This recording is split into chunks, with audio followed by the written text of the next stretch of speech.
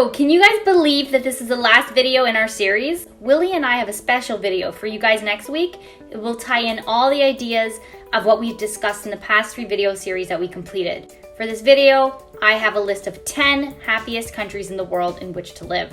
This information is from the website called cntraveler.com. The link is in the description below, so please check that out.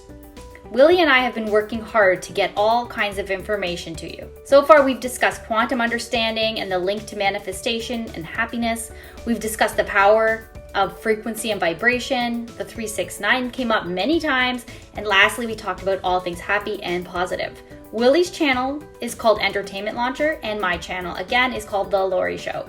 Please subscribe to both so you don't miss a thing. Happiness is a difficult thing to measure, but one initiative at the United Nations has been trying to figure this out. Every year, the UN Sustainability Development Solutions Network publishes its World Happiness Report. I don't know if you've heard of this. This is a study that looks at the connection between happiness and development, all while encouraging policymakers to place more of the emphasis on the former. Around 1,000 people in each UN member state rate their quality of life on a scale of 0 to 10, while researchers cull data from the 6 areas: GDP per capita, life expectancy, social support available, trust and corruption, perceived freedom to make life decisions, and generosity. The World Happiness Report from 2020 was released recently. And while the results follow previous trends, the list is a little more interesting amid the COVID-19 pandemic. You can imagine it would be different. The report paid special attention to evaluate how different governments have dealt with the pandemic and how trust in these governments is directly related to overall happiness. Even though the top 10 list has remained virtually the same year over year, we still recommend checking out the full list below.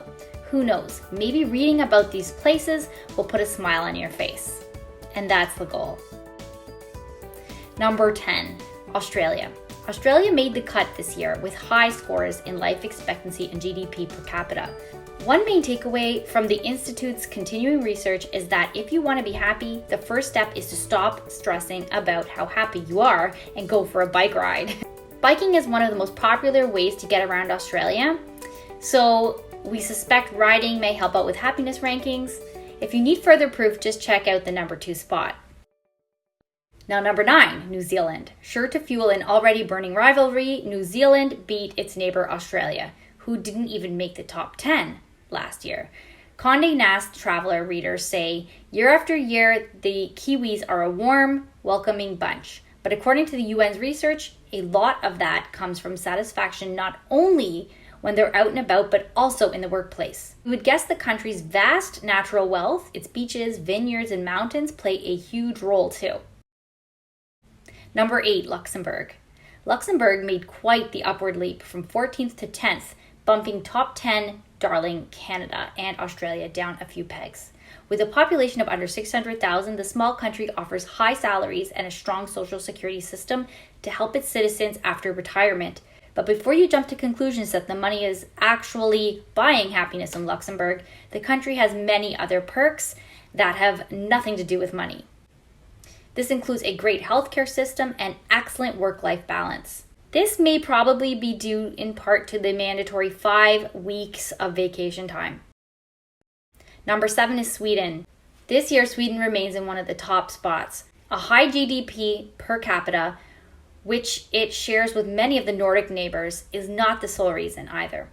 An emphasis on social equality that is built into the education system starting in kindergarten, 16 months of paid family leave that can be split between a couple after a new child is welcomed into a family, and free daycare also makes Sweden the best country for women, according to a separate study. Basically, an emphasis on work-life balance leads to a happier populace. Number 6 is Norway. Norway has been dropped in this ranking since 2017, when it held the top spot, and this year it comes in at 6th happiest country in the world. But there's not too much to complain about. The mix of a well-integrated government, welfare system, and a thriving economy built on responsible management of its natural resources, good riddance fossil fuel-powered cars. This means very few are left behind, and the feeling of social support, trust in government, and economic well-being that comes from that all contribute to overall happiness. Number 5 is the Netherlands. The biggest stat from the Netherlands this year, that is happiness levels have barely changed. We're talking less than 0.03% between 2005 and 2020. And in the Netherlands, it turns out happiness starts young. A 2013 UNICEF report rated Dutch children are the happiest in the world based on a number of metrics related to education, well-being, safety, and health. Vincent van Gogh was the exception, not the rule. Number 4 is Iceland. Iceland ranks high in terms of the proportion of respondents who said that they felt like they had a fellow citizen to count on when the going gets rough. This perhaps became most obvious in the wake of the country's post-2007 financial collapse and subsequent revitalization.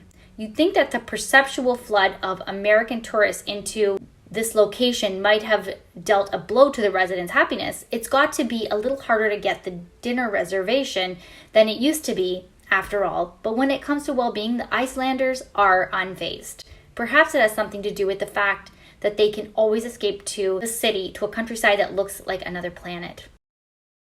Number 3 is Switzerland. This moved up 3 spots this year.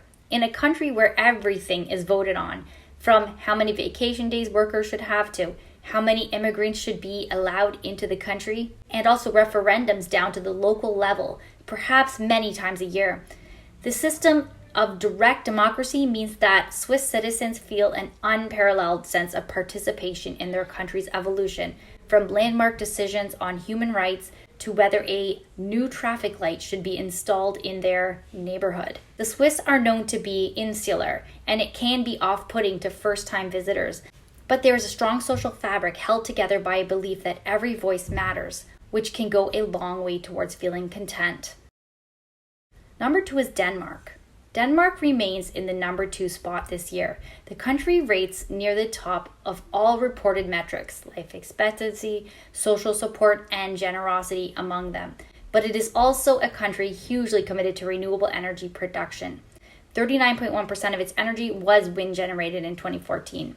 Home to the world's most bike-friendly city and a coastline that you could spend a lifetime exploring. The country's happiness certainly comes in part from a respect for the planet that it's built on. A recent study from the Copenhagen-based Happiness Research Institute, whose existence is probably reason enough for a top spot, narrows down Denmark's happiness to a number of different categories, including trust in the government, economic security, financial freedom, civil participation, and work-life balance. The number 1 spot, guys, is Finland. For the 4th year in a row, Finland is number 1 when it comes to happiness. The country consistently ranks among the top education systems in the world, occasionally beaten out by countries like South Korea, Japan, and Singapore. Much of that success comes from a widespread reverence for teachers, who are required to have a master's degree. Their education is state-funded as well, and a pedagogical system that focuses less on quantitative testing and more on experiential learning and equal opportunity. So there you have it. Canada is not even on the list. We as Canadians are always so proud of ourselves as being a kind and polite people, but I guess that doesn't really relate necessarily to happiness. Thank you so much for watching this. Please stay tuned for next week's video. Willie and I, again, are very excited to share the last video with you guys, and maybe there'll be some surprises as well. I really hope you have the most wonderful day and be positively happy. I love you. Mwah.